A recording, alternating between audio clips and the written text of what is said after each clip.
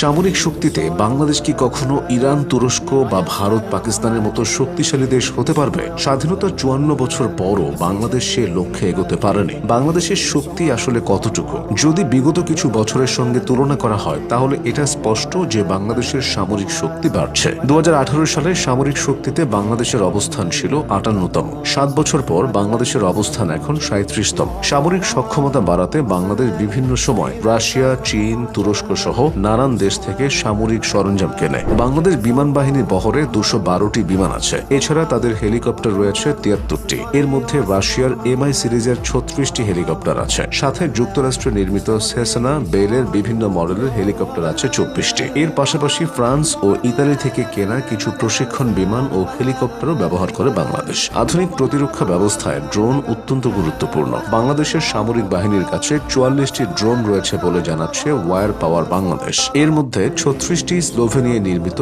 ব্রামোর C4I, তুরস্কের তৈরি Bayraktar TB2 আছে ৬টি। এছাড়া ইতালির সিলক্স ফ্যালকো সিরিজের ২টি ড্রোন আছে বাংলাদেশের বহরে। এবার নৌবাহিনীর শক্তি দেখা যাক। বাংলাদেশ নৌবাহিনীর কাছে সব মিলিয়ে নৌযান রয়েছে ১১৭টি। এর মধ্যে ৭টি ফ্রিগেট, সাথে আরও আছে ৬টি করভেট জাহাজ।